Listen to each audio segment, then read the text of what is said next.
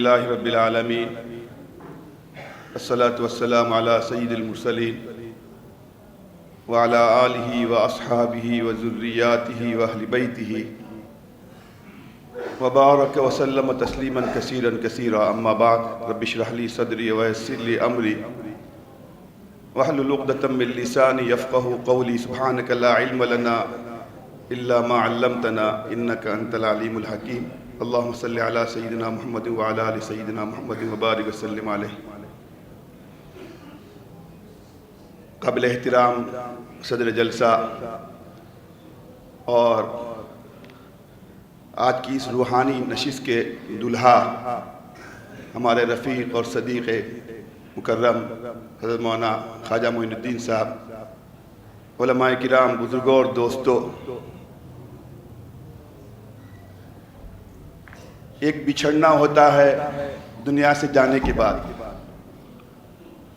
اور اس بچھڑنے کے بعد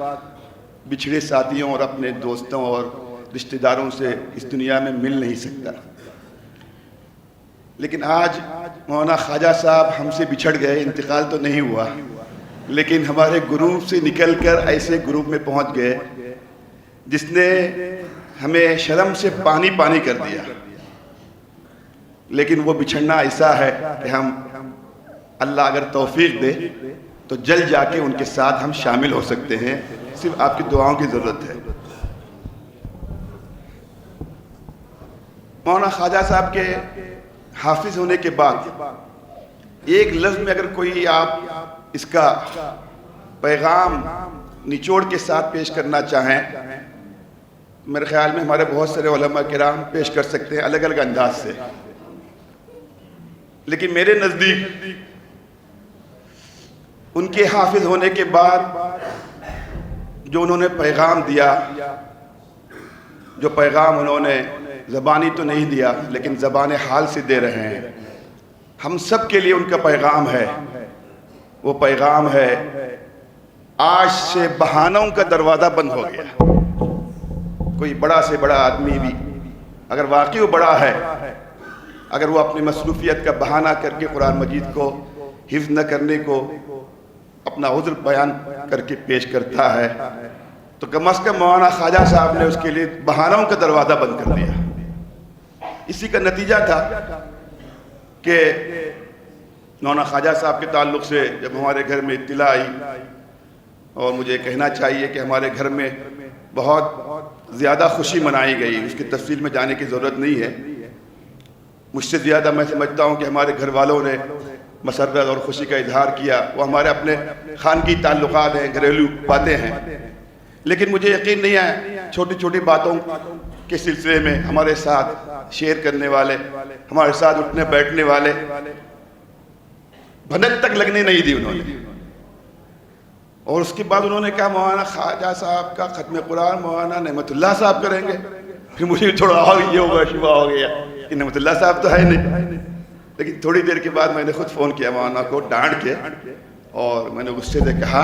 اتنی بڑی سعادت کی بات کم از کم آپ کی جو ہے فارغ ہونے کے بعد ہم ارادہ نہیں کرتے، کم از کم آپ کے چلنا شروع کرنے کے بعد ہی ہم لوگ جو اس لائن پہ آ سکتے تھے۔ تو انہوں نے کہا کہ میں نے اپنے گھر کے علاوہ کسی کو نہیں بتایا تھا۔ شاید اسی کی برکت تھی ان کے اخلاص کی کہ جتنا انہوں نے سوچا تھا اس سے پہلے اللہ تعالیٰ نے ان کو حافظ قرآن بنا دیا۔ اللہ کا شکر ہے، مجھے ان کے تعلق سے سننے کے بعد جتنی خوشی ہوئی اسی طرح اتنی ہی برابر مجھے شرمندگی بھی ہوئی، اور ایک ہفتے میں مجھے جتنے تانے سننے پڑے ہیں شاید اس سے پہلے پوری زندگی میں اتنے تانے سننے نہیں پڑے۔ مولانا خواجہ صاحب کی جو ہے حفظ کی تکمیل کے ساتھ میرے دوستوں نے، چاہنے والوں نے، گھر والوں نے، بیوی بچوں نے اور محبت کرنے والوں نے جتنے تانے قدم قدم پہ دے رہے ہیں، کوئی گھنٹہ نہیں جا رہا ٹیلی فون پر ملنے پر یہی تانا، یہاں بیٹھنے کے بعد بھی آزو بازو والے تانا دے رہے تھے کیا ہے، کب ہے، لیکن انشاءاللہ اللہ کی ذات سے امید ہے انہوں نے بہانوں کا دروازہ بند کر دیا۔ میں نے کہا آپ جیسا اتنا مصروف آدمی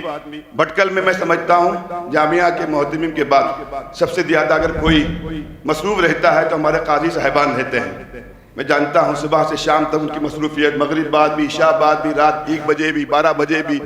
جب دیکھو ان کی مصروفیت رہتی ہے۔ میں نے ان سے کہا آپ جیسا مصروف ترین انسان جو ہمارے مقابلے میں بہت زیادہ مصروف ہے، آپ حافظ قرآن بن کے دکھا سکتے ہیں اللہ کی توفیق سے، تو ہمارے لیے جو ہے میں سمجھتا ہوں اب کوئی بہانہ نہیں رہا۔ اب اس کے بعد جو بہانہ کرنے والے حافظ قرآن اللہ کے فضل سے بنیں گے، اس میں ایک بڑا حصہ مولانا خواجہ صاحب کا رہے گا انشاءاللہ۔ اللہ کی ذات سے امید ہے بھٹکل میں وہ دور واپس آ رہا ہے۔ مولانا مقبول صاحب نے بتایا، مولانا رحمۃ اللہ صاحب نے بتایا، مولانا ایمن صاحب نے بتایا، حفظ کلام کا جو شوق پیدا ہوا ہے اور جو ہماری پہچان تھی، حضرت منیری صاحب رحمۃ اللہ علیہ نے لکھا تھا اور اس زمانے میں ہماری پہچان آج بھی ہے، لیکن یہ سلسلہ منقطع ہو گیا تھا۔ لیکن دینی تعلیم کی طرف شوق الحمدللہ جامعہ کے قائم ہونے کے بعد، اس سے پہلے بھی تھا، لیکن ادھر مجھے معاف فرمائیں، جامعہ کے 50 سالہ جلسے کے بعد ہمارے یہاں طلباء کی تعداد میں جو جامعہ میں اضافہ ہوا ہے پچھلے 40 اور 45 سال میں نہیں ہوا۔ ہمارے جامعہ آباد میں طلباء کی تعداد دگنی ہو گئی 2012 کے بعد، اور ہمارے یہاں حفظ میں بچے 5 اور 6 بڑھتے تھے جامعہ میں۔ یہاں صدر محترم اور ناظم محترم بیٹھے ہوئے ہیں، مجھے معاف فرمائیں میں ان کی طرف سے کہتا ہوں 5 6 8 12 اضافہ ہوتا تھا، حفظ کے اساتذہ موجود ہوں گے،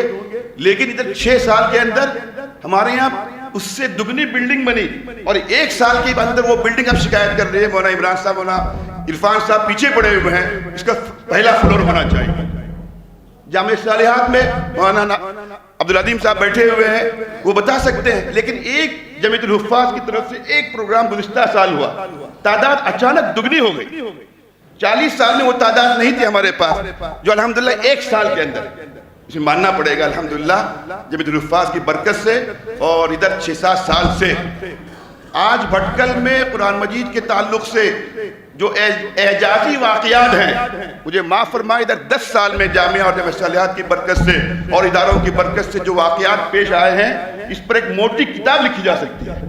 ہمارے بھٹکل میں الحمدللہ وہ طالب علم تھے جنہوں نے 26 دن کے اندر الحمدللہ قرآن مجید حفظ مکمل کیا۔ مولانا شاہین صاحب جو ہے یزج ندوی تھے، رمضان میں 27 سے پہلے انہوں نے قرآن مجید حفظ کیا، اس کے بعد 3 مہینے 2.5 مہینے 3.5 مہینے آپ پوچھئے نہیں، اللہ کا شکر ہے۔ گزشتہ مرتبہ جمعیت الحفاظ میں ہمارے ایک خاتون ایسی تھی جس کی عمر 85 سال تھی اور حافظ قرآن تھی اور اسٹیج پر آئی تھی ہمارے۔ 55 سال کی ہمارے یہاں ایک خاتون،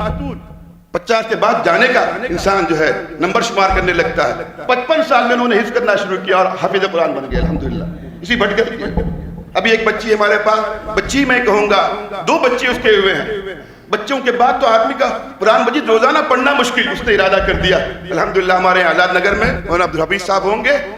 2 بچوں کی ماں ہے، اس نے حفظ کرنا شروع کر دیا، حفظ مکمل کر لیا۔ 1 اور 2 اور 10 واقعہ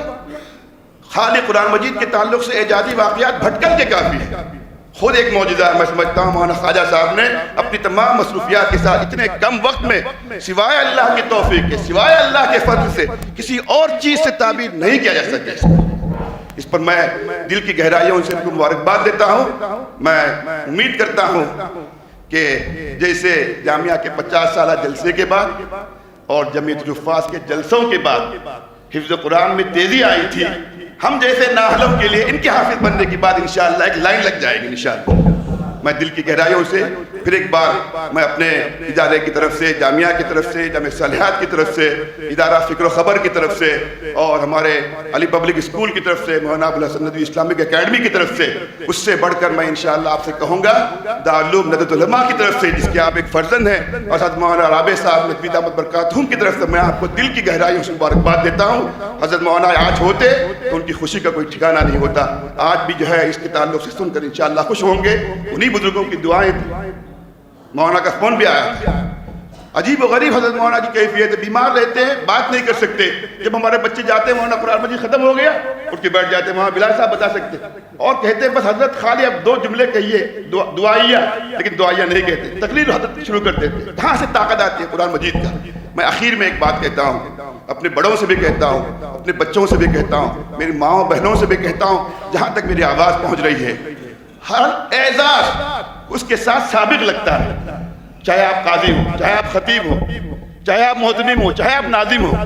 لیکن حافظ قرآن کے ساتھ سابق نہیں لگتا۔ معلوم یہ ہے کہ یہ تعلق ہمیشہ قیامت تک رہتا ہے۔ دنیا کے کسی اعزاز کے تعلق سے اللہ تعالیٰ نے وعدہ نہیں کیا اس اعزاز کی نسبت سے میں آپ کو جو ہے نوازوں گا، لیکن سوائے حافظ قرآن کے، حافظ قرآن کو اس کا اعزاز نہیں کیا جائے گا، اس کا تو اعزاز ہوگا ہی، اس کے والدین کا اعزاز ہوگا. اور جو اعزاز کے تعلق سے قرآن مجید میں اور حدیث شریف میں جو چیزیں بیان کی گئی ہیں، اس کے تصور سے لگتا ہے کہ انسان جنت میں پہنچ گیا. حافظ قرآن سے بڑھ کر حضرت مولانا علی میاں صاحب رحمۃ اللہ علیہ، حضرت مولانا اقبال صاحب محتمم تھے جامعہ صالحات میں. اس وقت آپ نئی عمارت کا افتتاح ہو رہا تھا، مولانا مقبول صاحب، مولانا ارشاد صاحب پیش تھے. ہم لوگ بہت چھوٹے تھے. آپ ماسٹر شفیع صاحب کو بھی یاد ہوگا، حضرت مولانا بڑی افسوس کے ساتھ کہا تھا، اللہ نے سب کچھ دیا، اعزاز کیا، سب کچھ کیا، لیکن مجھے افسوس ہے میں حافظ قرآن نہیں بن سکا.